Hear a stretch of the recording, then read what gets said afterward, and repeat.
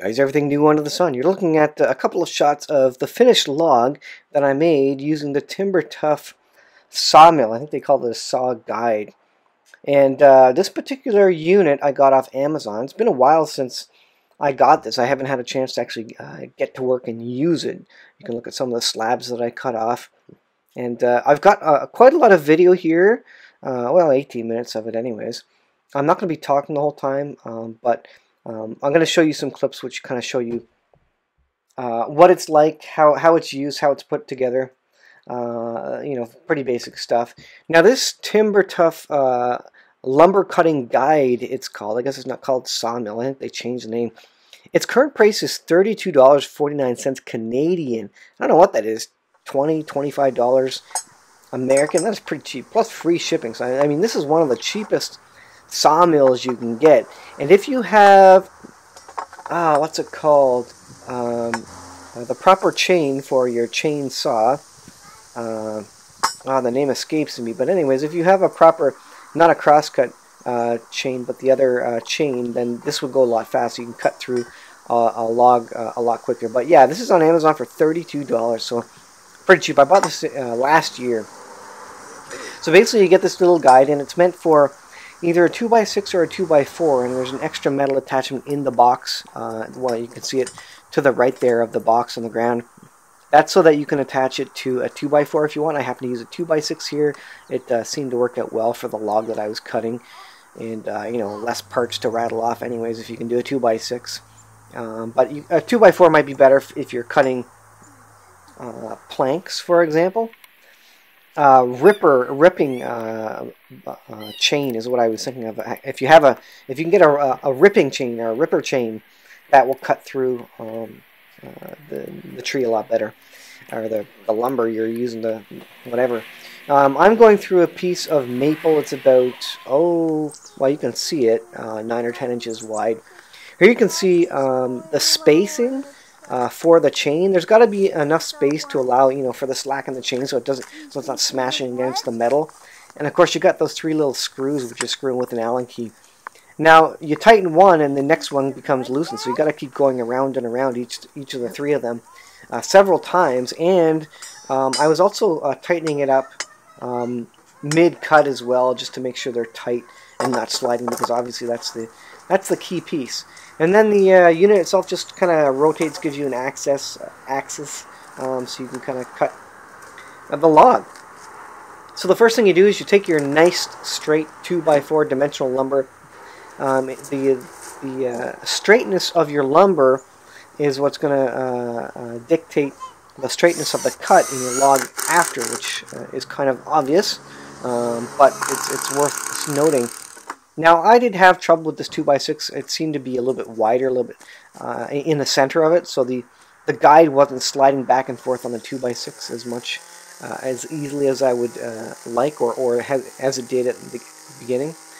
You can kind of see here where I'm just kind of going back and forth, sliding back and forth, and then I get to the center of the 2x6, and it started kind of binding. So I actually have a clip later on where I actually shaved a bit off there. I think there was a knot there in the 2x6 or something. But yeah, your dimensional lumber is key to actually having a nice straight cut. Now this thing isn't super duper precise by any stretch. You know, it's not a sawmill, and they don't call it a sawmill, I guess, for a purpose, because otherwise you'd expect it to do something, which it's not really meant to. It gets a pretty decent cut, but the end of the saw blade, there is some some sloppiness there. So if, for example, if you have a knot, there you can see the guide actually binding on the 2x6, and a little later on I do cut it.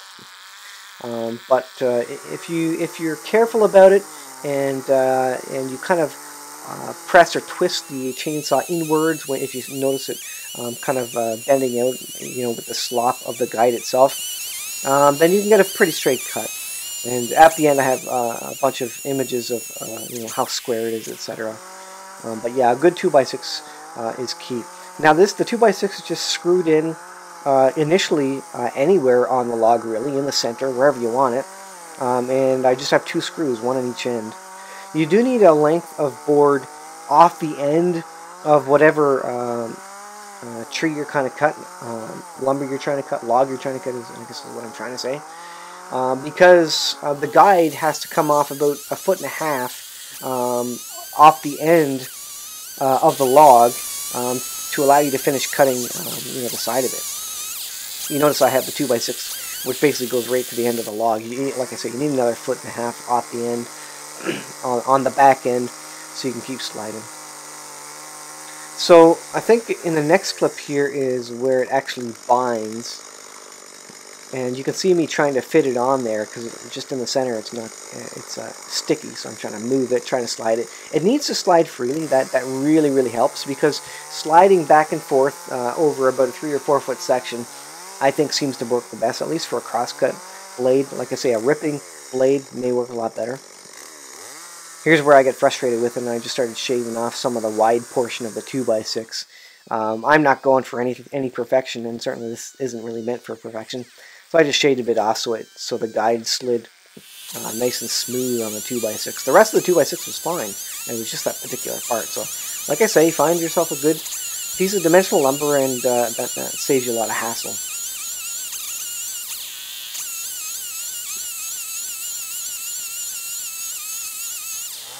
Now this is hardwood maple. If you have a softer wood, then you'd be able to cut a lot faster.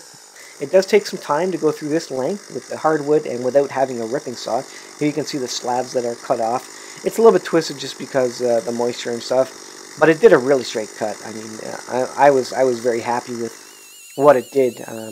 This is all rough cut stuff anyway. If you want a professional job, you aren't going to you're going to spend a little bit more than $32 on a sawmill.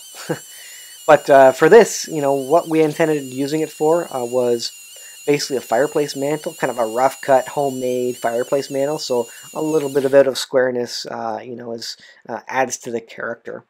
Here's just some still shots that I got when I got the first slab off. And the next place you go from here is you take the 2x6 off and you put it on the flat part. And that should give you basically a right angle to go for your next cut. So as long as you keep, after the first slab is cut, and then you put the dimensional lumber on the flat part, then you should have a square beam at the end of it. Fairly square, like I say, because of the sloppiness. It does take some sharpening, especially if you have the crosscut blade there, or chain. And I went through probably 3 tanks of fuel. This is a Stihl MS250 that I have. So it's a smaller firewood, residential grade chainsaw. It's not a big chainsaw by any stretch. The bigger the chainsaw, the faster this is going to be for you. Now this is a piece of firewood that we had that I didn't cut up because I was saving it. So I had a couple slices in it because I had cut some wood around it. So I shortened it up, cut some of the big slices off, because I don't want a big chainsaw cut in the middle of my nice mantle. So I cut it down. I ended up getting about a 6 or 7 foot piece, and this was heavy. This has been sitting around since last year, but it was it was near 100 pounds. It must have been. And it would be a solid 6-inch by 6-inch log that I got out of it, basically.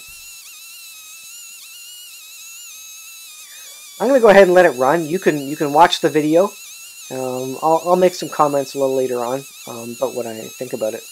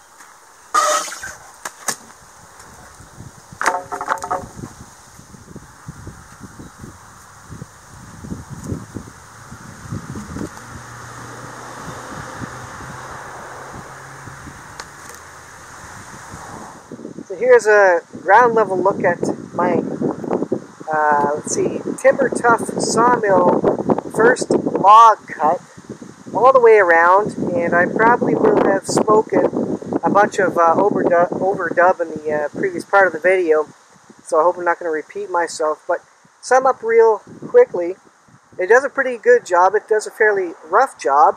It's a little bit loose in terms of where the chain goes, so you got to keep an eye on that. But the guiding it along a 2x6 is great.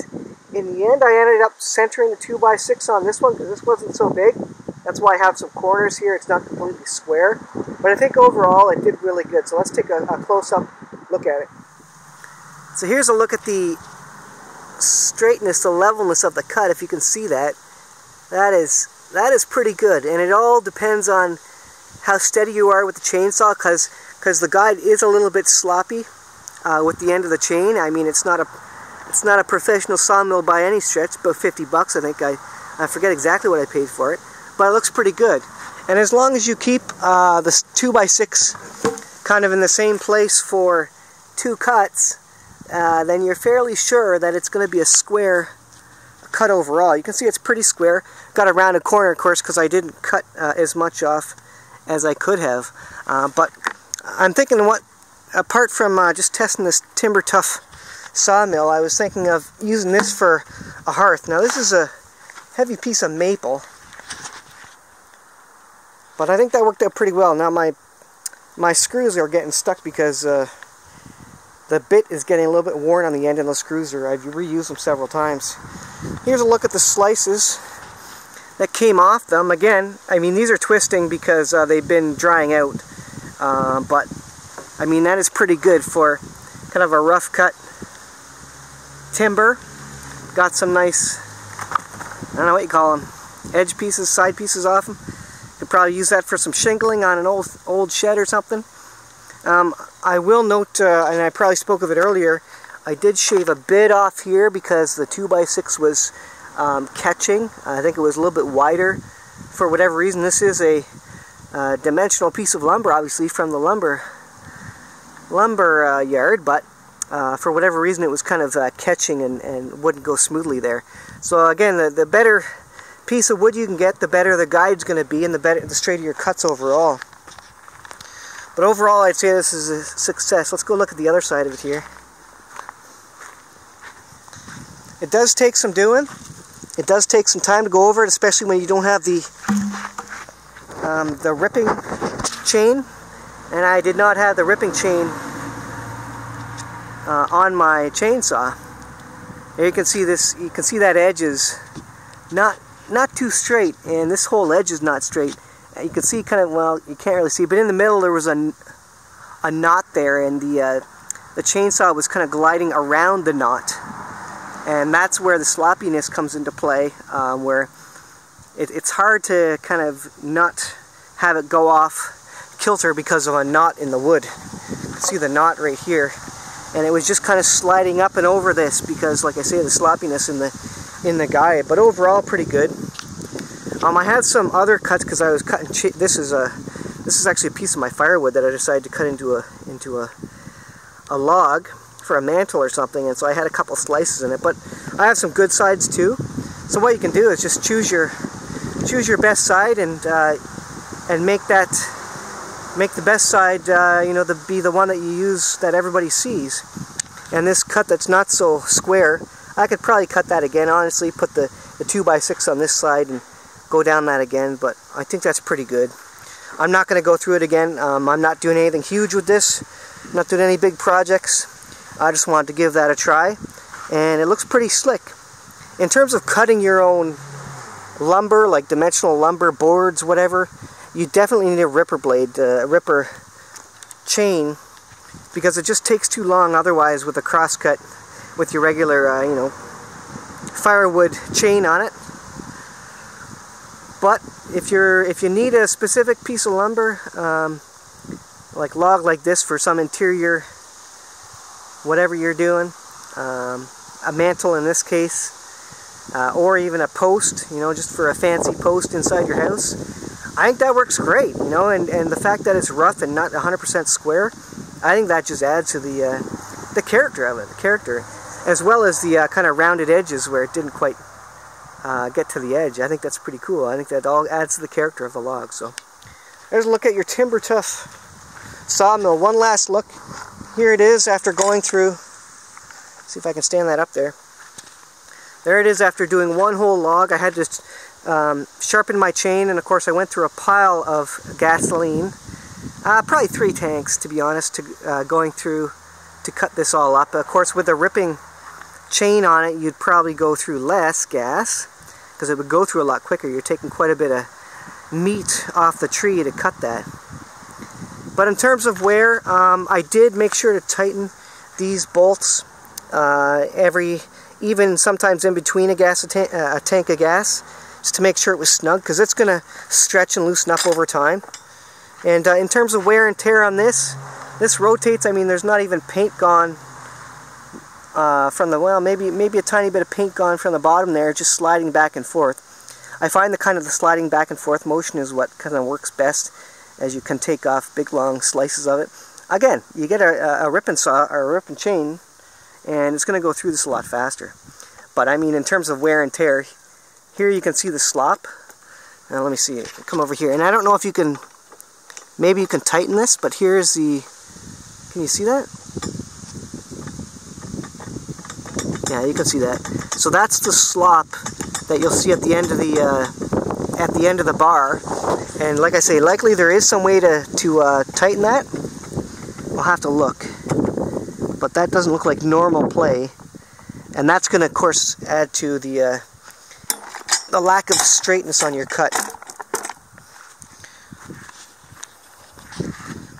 Overall, though, you know, for 50 bucks, I guess my sum up would be that this is a great, really cheap sawmill if you want to get a couple of boards cut or something, and you just have a little project hobby you want to do for some interior design feature, like we're using this for a mantle, like I was saying. Then it's great. It gets the job done. It's dirt cheap. Takes a little bit longer than a regular sawmill, but overall, I think for the money, I mean, it's a no-brainer if you just have a couple of pieces that you want to cut. So I'll leave it there, guys. Thanks for watching the TimberTuff sawmill review. Let me know what you think, and we'll see you guys in the next video.